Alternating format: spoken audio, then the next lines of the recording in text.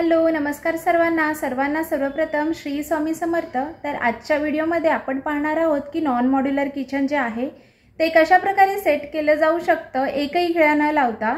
तर ज्यांना कोणाला मॉड्युलर किचन बनवता येणार नाहीये तर त्यांच्यासाठी हा व्हिडिओ उपयुक्त ठरेल असं मला वाटतं, कारण काहीच दिवसांमध्ये आम्ही आता मॉड्युलर किचन बनवणार आहोत, त्यामुळे मला हा व्हिडिओ पुन्हा शूट करता येणार नाही। त्यामुळे ज्यांना कोणाला ह्याची गरज असेल त्यासाठी मी हा व्हिडिओ बनवतेय। तर ओपन किचन किंवा नॉन मॉड्युलर किचन आहे ते कशा प्रकारे सेट करायचं तेही भिंतीला एकही खिळा न लावता। स्टँडसाठी म्हणा किंवा इतर कोणत्या गोष्टीसाठी आपण खिळे ठोकतो ना, ते विचित्र दिसतं आणि पूर्ण किचन भरलेलं दिसतं, परंतु ते किचन सुटसुटीत कशा प्रकारे दिसता येईल ते आपण ह्या व्हिडिओमध्ये पाहणार आहोत। त्यामुळे व्हिडिओ शेवटपर्यंत पहा।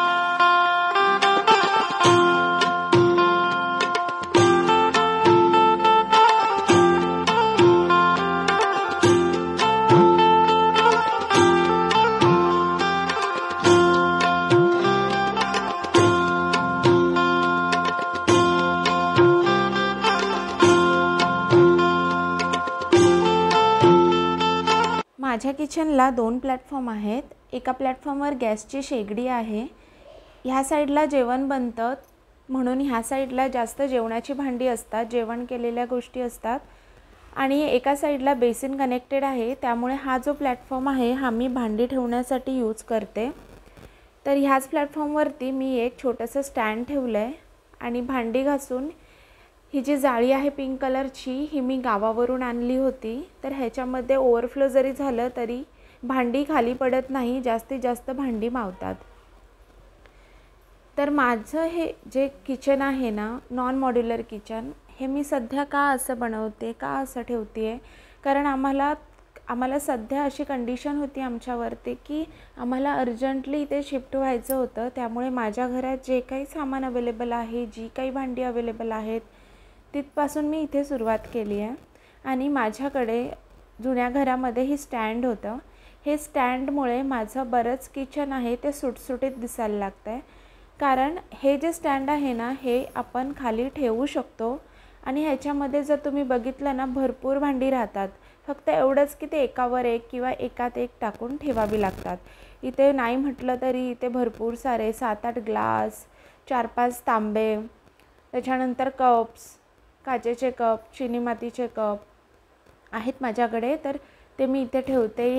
ह्या खाण्यामध्ये डिशेस राहतात, डिश असतात छोट्या आकाराच्या, त्या कपबशा असं ठेवते आणि एकात एक ठेवल्यावरती इथे भरपूर राहतात। आता तुम्हाला ह्याच्यामध्ये जी भांडी दिसत आहेत ना ती थोडीशी भांडी आहेत, कारण मी रात्री भांडी घासली होती। हा जो व्हिडिओ आहे हा मॉर्निंगला शूट करते, त्यामुळे जी रात्री जी घासलेली भांडी आहेत ती त्या जाळीमध्ये आहेत, भांड्यांच्या जाळीमध्ये। ती जेव्हा मी लावणार तेव्हा अजून ह्याच्यामध्ये भरपूर भांडी कशी मावतात ते मी तुम्हाला दाखवते।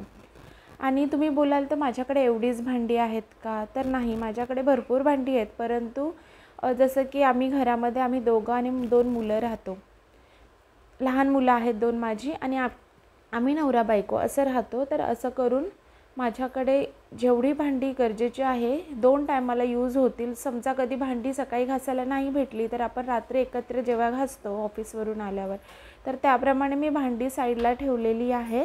आणि जर का पाहुणे आलेच तर एखादे ताट वगैरे एक्स्ट्रा असायला पाहिजे, त्यामुळे असं 6 ताटांचा सेट, 6 कपबशा, 6 ग्लास, 6 वाट्या, 6 डिशेस असं मी ठेवलं आहे। तर आता त्या प्लॅटफॉर्मच्या खाली काय काय ठेवलं आहे ते मी सांगते। जसं की मला हे जी मोठी टोपं आहेत ना ही कधी पाहुणे आले तरच मला वापरायला होतात, त्यामुळे ते मी मागच्या साईडला ठेवलं आहे। आणि मोठी मोठी भांडी जसं की मोठ्या कढया, मोठी कुकर, मोठ्या आकाराचे कुकर असं सगळं आहे ते मी मागच्या साईडला ठेवलं आहे। आणि त्याच्याच पुढे मला ह्या प्लॅटफॉर्मवरती जास्त करून भांडीच ठेवायची होती, म्हणून हे जे डबे दिसत आहेत ह्याच्यामध्ये एक्स्ट्राचं राशन आहे, म्हणजे ह्याच्यातलं जे सामान आहे हे मला रेग्युलर नाही लागत, त्यामुळे ह्या 2 कुकर आहेत ते मी सारख्या वापरते, म्हणून मी त्याच्यावर ते ठेवलं आहे। आणि टिफिनचे डबे आहेत ते मी एका जाळीमध्येच, छोटेशी जाळीचं भांडं आहे त्यात ठेवले। आता ह्या प्लॅटफॉर्ममध्ये काय आहे ते मी दाखवते। तर हे आहे पाणी तापवायचं भांडं, आमच्याकडे गिझर नव्हता तेव्हा आम्ही ह्याच्यात पाणी ठेवून गॅसवरती तापवत होतो। हे माझ्याकडे जुनं पोळपाट होतं, परंतु त्याला गंज लागलं होतं, म्हणून मी ते साईडला ठेवले। आता मी लाकडी पोळपाट वापरते।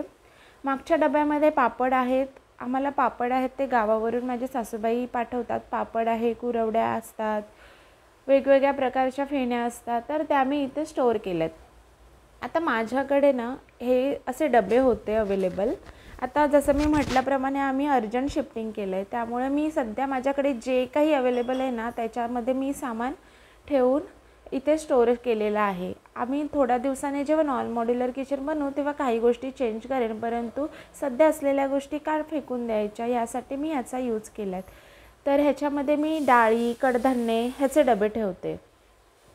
त्याचबरोबर सारख्या लागणाऱ्या वस्तू असतात, कडधान्य असतात, मसाले असतात. मसाल्यासाठी माझ्याकडे चिनी मातीची बरणी आहे, परंतु त्यातले थोडे मसाले मी बाहेर काढून ठेवलेत, म्हणजे संपले की पटकन त्यातून घेता येतात. आणि ह्याच्यामध्ये भांडी घासून ठेवली आहे. आता तुम्ही बघाल ना इथे भरपूर सारी भांडी आहेत रात्रीच्या जेवणाची. दिवसभरामध्ये जी काही भांडी लागली ती घासून मी इथे ठेवलेली आहेत. आता हे आम्ही पाणी जे जेवणासाठी वापरतो ना ते हंडा कळशीमध्ये भरूनच ठेवतो, कारण फिल्टर जरी असलं तरी ह्याच्यामध्ये पाणी जर का स्टोअर करून ठेवलं तर ते पटकन घेता येतं. आता फिल्टर ह्या भिंतीला लावलं, ॲक्च्युली त्यांनी चुकीचं लावलं आहे, परंतु त्याचा मला एक फायदा झाला, कारण इथे हंडा वगैरे ठेवून पाणी त्यात भरलं की मला बाकीची कामंसुद्धा करता येतात. जेव्हा फिल्टरसाठी ॲक्वागार्डचा पर्सन आलेला त्याला असं वाटलं की इथे पाईप वगैरे असेल भिंतीच्या आत, म्हणून त्याने ह्या भिंतीला लावला.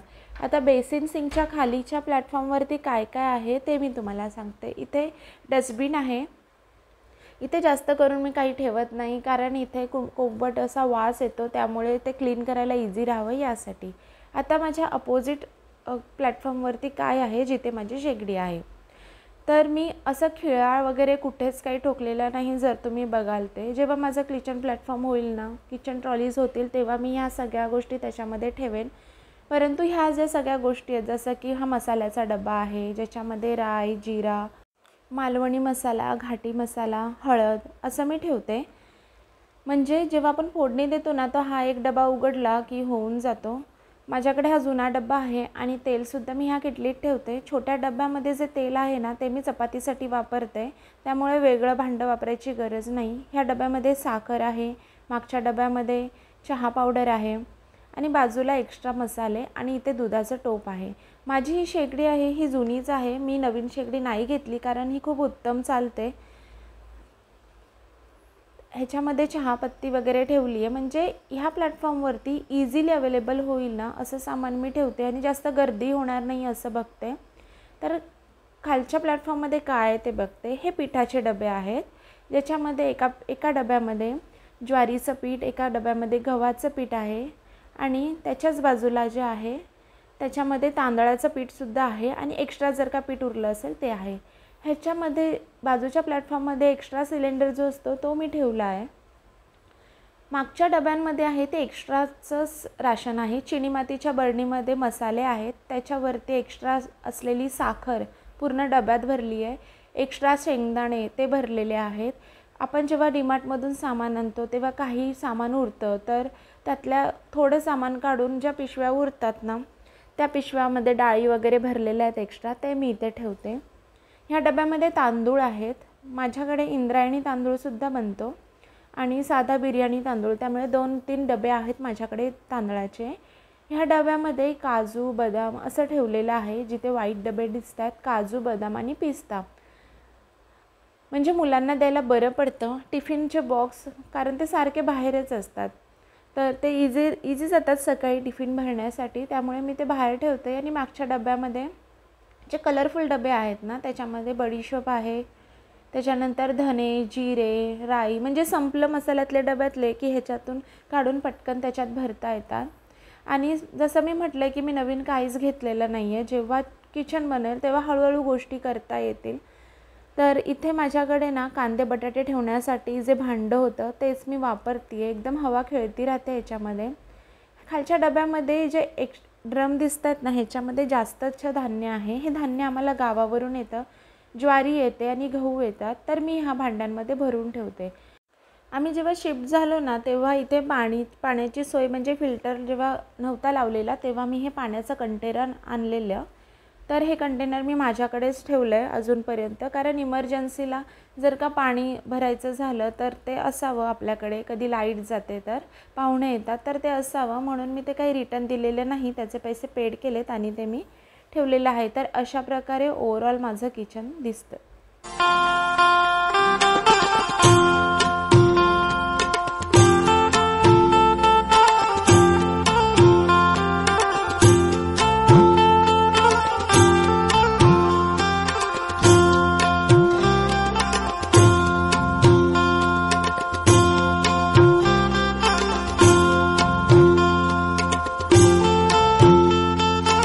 किचनच्या अगदी समोरच मी माझं देवघर ठेवलेलं आहे. हे देवघर जे आहे ते आम्ही कुठून घेतलं, कसं काय, तुम्हाला आवडलं असेल तर मला कमेंट करून सांगा. मी त्याच्यावरती एक सेपरेट व्हिडिओ बनवेन. म्हणजे जर तुम्हाला असा देवारा बनवायचा असेल किंवा घ्यायचा असेल तर त्याच्यासाठी मी नक्कीच हेल्प करेन. तर अशा प्रकारे माझं किचन आणि ही ड्राय बाल्कनीमध्ये जो व्ह्यू दिसतो तो अशा प्रकारे आहे. इथे भरपूर हवा येते, त्यामुळे कधी कधी ड्राय बाल्कनीची विंडो आहे ना ती क्लोज करावी लागते, कारण गॅसला खूप हवा लागते. त्यामुळे जेवण बनवताना फक्त एक्झॉस्ट फॅन खाली चालू ठेवायला लागतो. तर अशा प्रकारे आहे माझं नॉन मॉड्युलर किचन. सुटसुटीत आहे. फक्त एवढंच की जर का रोजच्या रोज ह्याचं क्लिनिंग नाही झाली ना तर भरपूर धूळ बसते. त्यामुळे आठवड्यातून 2दा ह्याच्यावरती धूळ बसू नये ह्याच्यासाठी खूप प्रयत्न करावे लागतात, तेवढी मेहनत घ्यावी लागते. आणि सगळ्यात मोठं काम केलं आहे ते म्हणजे स्टँडने. आता मी एका साईडला माझं जेवणही चालू आहे, कारण बाकीच्या गोष्टी जरी असल्या तरी ह्या गोष्टी आपल्याकडून काही चुकत नाही. तर मी वरण आणि भात ह्याचं वरण कुकर लावलं आहे आणि भात मी नेहमी टोपामध्ये शिजवते, म्हणून मी टोपामध्ये भात लावलेला आहे. आता इकडे काय होतं की इकडे जेवण बनवलं ना की त्याच्यावरती वाफ तयार होते किंवा आपण फोडणी देतो तर ते सगळं तयार होतं. आपण जेव्हा इथे किचनचं फर्निचर करतो तेव्हा आपण म्हणतो की चिमणीची काय गरज आहे, पण हे बघा, हे फक्त 20 दिवसामध्ये जमा झालेली जाळ आहे, धूळ आहे. कारण आपण गॅसवरती जी फोडणी देतो, जी गरम वाफ तयार होते किंवा जे काही आपल्या जेवणाचं जे गरम वाफ असते, तेलाचे डाग असतात ते इतरत्र उडतात. तर टाईल्सवरचे डाग आहेत ते आपण इझिली काढतो, परंतु एक्झॉस्ट फॅनमुळे जे गरम वाफ बाहेर पडते तर त्याच्यावरती ही धूळ आणि तेल ह्याचं एकत्र होऊन एवढं चिकटतं ना की ते इझिली हाताने पण निघत नाही आहे. तर नशीब ही जाळी काढता येते आणि मी ते क्लीन करून नंतर ठेवेन. त्यामुळे जेव्हा केव्हा तुम्ही किचन ट्रॉली बनवाल तेव्हा चिमणी जरूर बसवून घ्या. चिमणी जास्त महाग नसते, छोट्या साईजची पण असते आणि मोठीही असते, परंतु एकदाच आपलं हे काम होतं. त्यामुळे 16 ते 17 हजारापर्यंत चांगली चिमणी विदाऊट पाईपची येऊन जाते. तर बघा, मी आता माझ्या किचनवरती जे स्टँड होतं ना त्याच्यामध्ये मी सर्व माझे भांडी लावलेली आहेत. माझ्याकडे बघा एवढीशी जाळी आहे, परंतु इथे बघा किती ताटं बसतात. फक्त एवढंच की ते एकात एक टाकून ठेवावे लागतात. पण जर का ह्याच्यामुळे किचन सुटसुटीत होईल तर मग ही जाळी घ्यायला काय हरकत आहे असा विचार करून मी घेतलं. कारण माझं जुनं घर होतं ना त्याच्यामध्ये भरपूर छोटी जागा होती, त्यामुळे मी ही जाळी मला खूप बेनिफिट झाली. खूप जास्त जागाही जात नाही आणि भरपूर गोष्टी आपल्या ह्याच्यामध्ये मावतात. तर ग्लास एकात एक टाकून ठेवता येतात, आपल्या वाट्या आहेत त्या एकात एक टाकून ठेवता येतात. तर बघा, माझ्याकडे भरपूर साऱ्या गोष्टी ह्या एकाच ह्याच्यामध्ये मावतात. आणि माझं जे जाळीचं भांडं होतं पिंक कलरचं त्यातली सगळी भांडी मी ह्याच्यात लावली आहेत. जे टोपं वगैरे होती ते मी खालच्या प्लॅटफॉर्मच्या खालती लावलेली आहेत. आणि इथे बघा कळशीसुद्धा भरायला लावली आहे. कळशी भरून हंडा कळशीसुद्धा मी त्या स्टँडच्या बाजूला ठेवते, म्हणजे जेवण बनवताना मला ते पटकन घेता येतं.